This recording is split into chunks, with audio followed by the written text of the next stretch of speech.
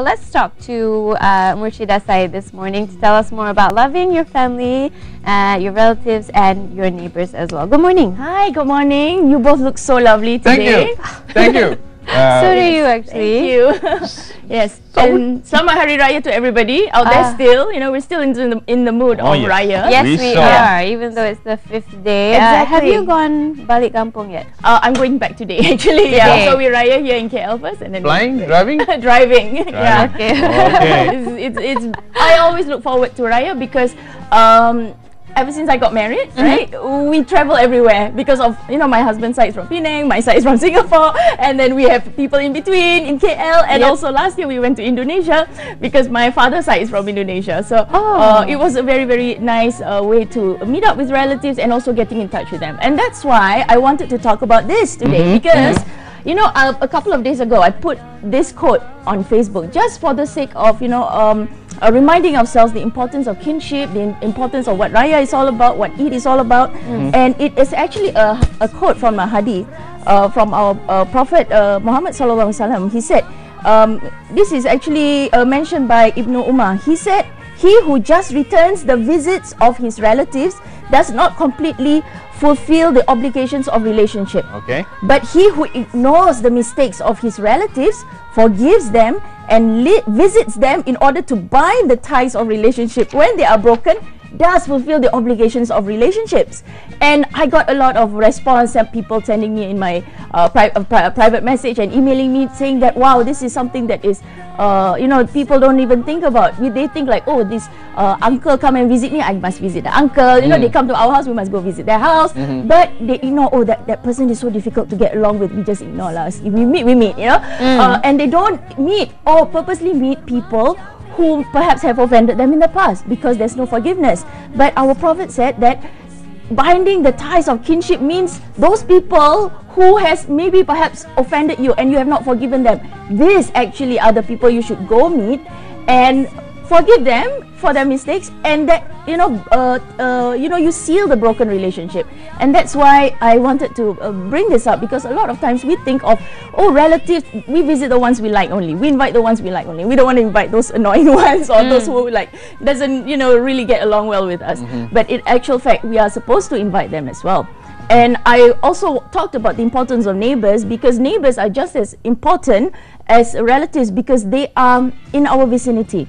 Relatives are people, you know, they're related to us by blood.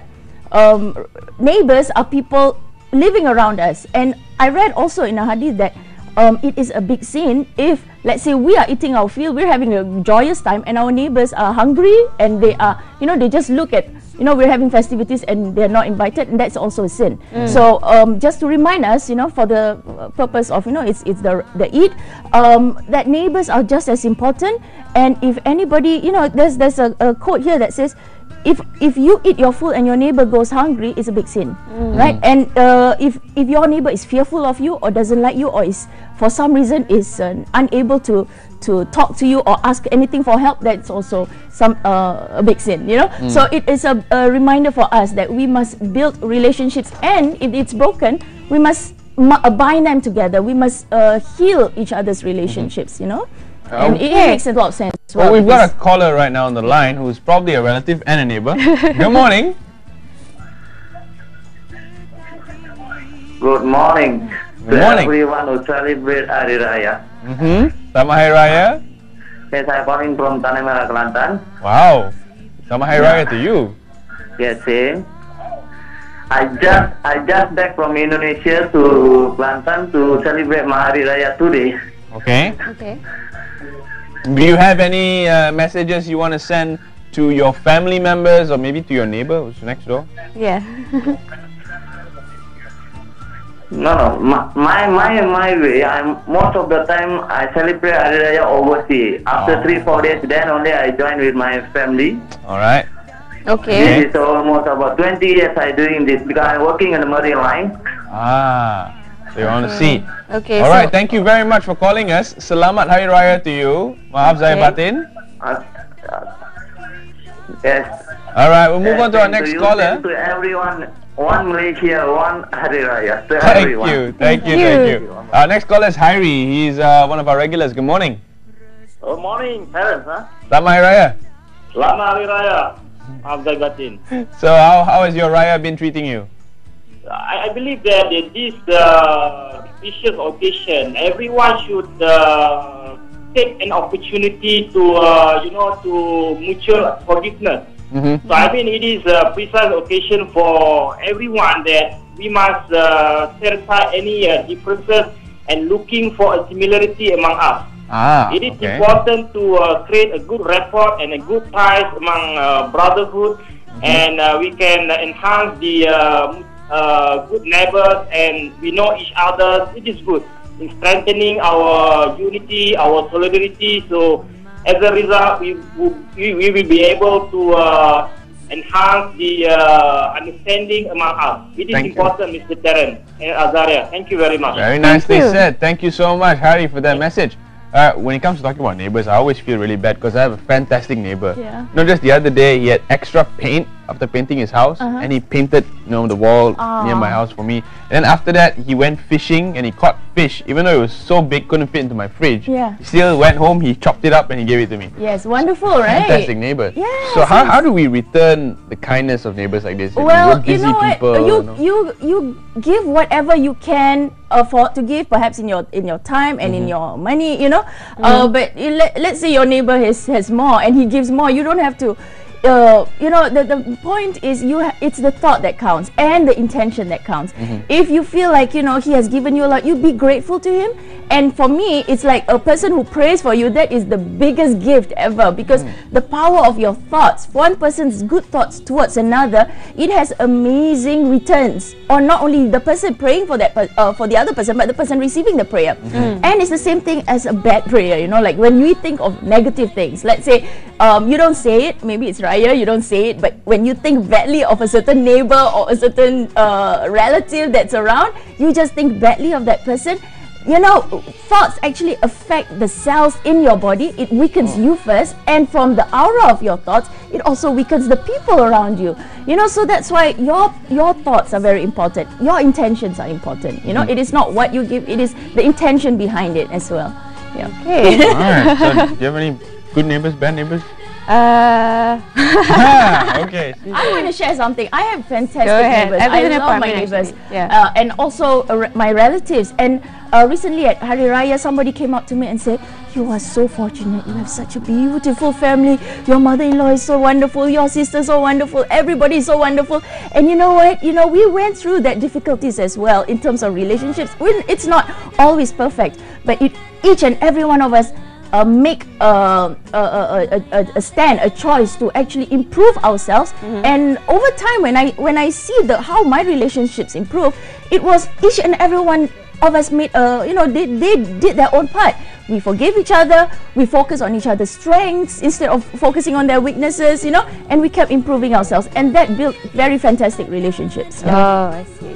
Okay. Well, I actually live in an apartment. I don't That's see okay, my I see. neighbors as much, but I do hear them a lot, Hear them leaving, hear them coming back. We were never like... So you know their name or not? No, but I actually didn't know that they were Muslim until one day they invited us to their open house for Hari Raya. So yeah, that still I think is really good because they've never seen us, they don't know who we are, but they took the time to come over and knock at our door and invite us over for their open house. And how did that make you feel?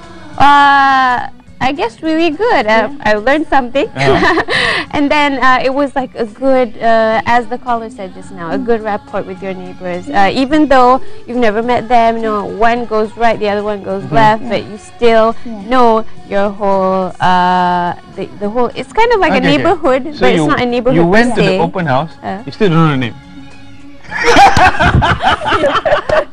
But the point is, one person actually made an effort to invite. If everybody stays behind that closed door, and like Terence, what you said earlier this morning, everybody's living in apartments with no windows, Oh, right? And that would be everybody's in sad, their own busyness behind their own computers and their iPads and iPhones that they forget everything around them.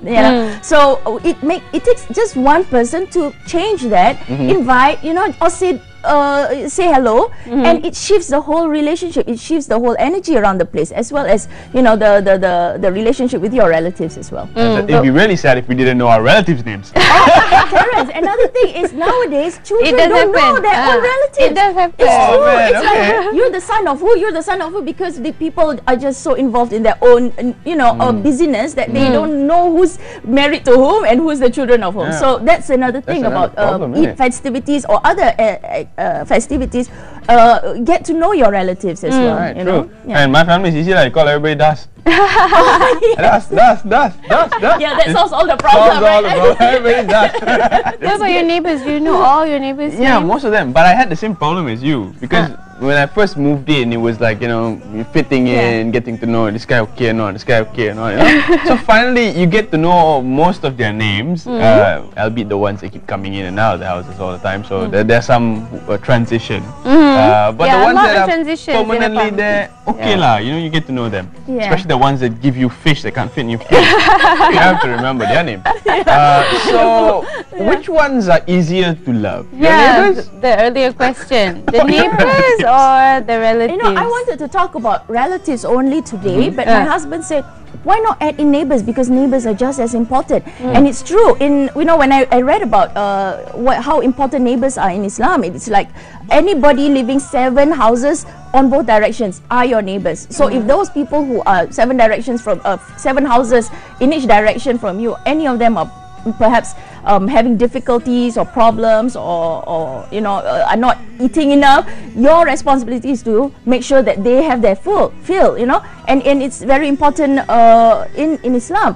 And when we look at societies nowadays, right, neighbors are just as important because we want to look out and watch out for each other, in case there's crime. We have Crime Watch, both in where I stay here, where everybody supports one another, and then we take care of each other, and it gives that level of security to each other, and if there are any problems, we can always ask each other for help, and that really makes a lot of difference in how you feel about staying in the place that you are staying. Imagine going home and you are afraid to pass the people you don't like. I mean, that's very sad to me, and that's why neighbors are important.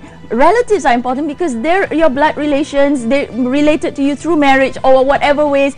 You will have to meet them one way or another, find family functions and all that. And it will be sad if you just, you avoid each other in family festivities. And I think both of them are just as important. One is not related by blood, your neighbors are not related by blood, but they're just as important to you because they're living near you, they're living around you. Relatives are just as important because you are bind to them by relations, by marriage, by blood, and we all have a history together, so that's just as important. That's true. That's why I'm against this no frills housing thing. Just imagine if a house is built without windows or something like that. You won't get to know your neighbors at all. Yes, You have the door. Yeah. So, what's the best way for us to foster relationships with our neighbors? Should we all Open go up. and give fish to our neighbors? If you can fish. Just get to know them first. Get to know who your neighbors are first. Yeah. But if you do meet them, you know what? Go on. For me, the best way to fix relationships is go back to basics. What are the fundamental human emotional needs? Yeah. Everybody needs that. Everybody wants to be loved and respected. You don't remember their names. Of course, that would help a lot. You don't remember their names. Say hello, smile, acknowledge them. They feel loved and respected rather than you go ignoring them like, oh, who is this person, So that puts a bit of a strain there. So go on the fundamental human needs. So everybody wants to be loved and respected. Everybody wants to be acknowledged. So it helps if you get to know who they are. Everybody wants to be understood. So try not to be understood. Try not to misunderstand people. Perhaps there's a relative out there who dresses funny or looks a bit funny, at family functions. Don't think of oh, why does he not dress the same way like the rest of us? That sort of thing. See on his good side. See all the good things that perhaps he is capable of. See his strengths rather than focusing on things that are different. People do not like to be criticized. So that's the thing. If we start criticizing people, just for the sake of criticizing, it doesn't help anything. Whether you're criticizing your relative, your nephew, your children, people don't like that. So there's proper ways to actually correct people. People basically they just want to be loved and respected. So remember the fundamentals. go touch on those emotions, and that's how you can love people. You can love your relatives and you can love your neighbors. On that note, thank you so much for joining us, Hey, Murshida. We thank wish you. you a safe journey Thank back you. to your Hari Raya Thank you very celebrations in much. Singapore. And yes, if you have neighbors, there's also another problem in our society. Everybody's abang and kakak and adik. Yes. Adik, abang, so we forget their names. We don't even know their names because we And use when- abang, kakak, adik, abang. When Mushira was saying about a relative who dresses funny or something, I was thinking of a something. Ah. Okay.